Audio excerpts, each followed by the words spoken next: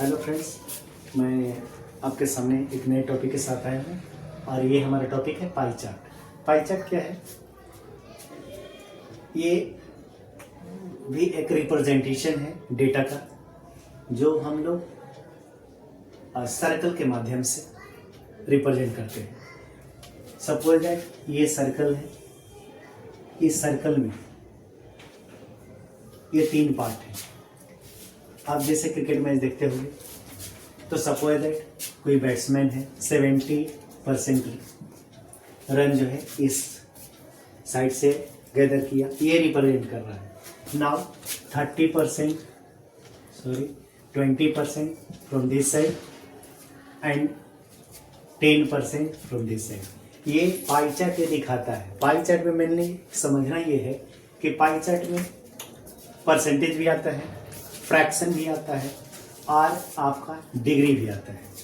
तो किसी सब मुख्य बात ये है पाई चार्ट में समझने के लिए कि पाई चार्ट ये भी एक ग्राफिकल रिप्रेजेंटेशन है, ये भी एक रिप्रेजेंट करने का तरीका है जो ग्राफ में हम लोग पाई चार्ट के थ्रू हम लोग रिप्रेजेंट करते हैं। अब इसमें जैसे किसी भी क्लास का, किसी भी क्लास हो या किसी भी सब्जेक्ट का मार्क्स हो, यदि हमें उसको पाई चार्ट के थ्रू रिप्रेजेंट करना है तो मुख्य बातें ध्यान देना क्या होगा कि पहले अगर वो नंबर दिया हुआ है तो टोटल नंबर हमें पता होना चाहिए। क्या होना चाहिए? टोटल नंबर हमें पता होना चाहिए। साथ ही साथ उस टोटल नंबर से हमें क्या निकाल लेना है? उसका फ्रैक्शन निकालेंगे।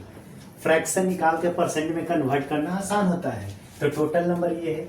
फिर क्या है कि जिसका फ्रैक्शन निकालना है वो नंबर क्या है तो उसका नंबर क्या है।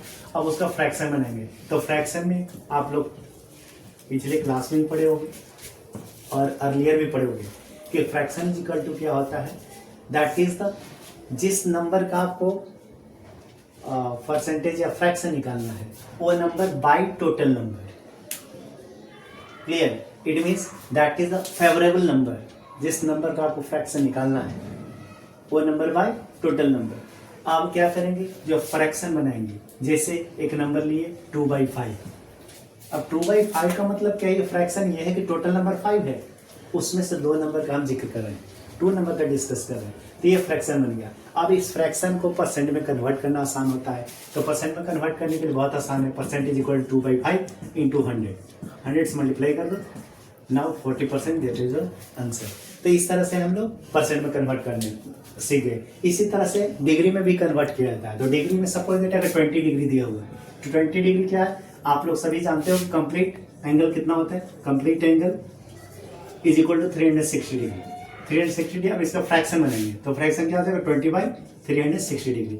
0 0 करके 2, नाउ 80, 1/80। ये फ्रैक्शन हो गया। फ्रैक्शन से पुनः परसेंट में भी कन्वर्ट कर सकते हो। तो this is the way to represent the pie chart. Now fraction to percent, degree to percent, fraction, degree to fraction, percent ना, degree to fraction. ओके, फिर अगले वीडियो मिलते हैं इसी के साथ। ये वो एक चीज़ कहना चाहूँगा कि जो भी वीडियो देखते हो सब्सक्राइब और लाइक जरूर करें। Thank you.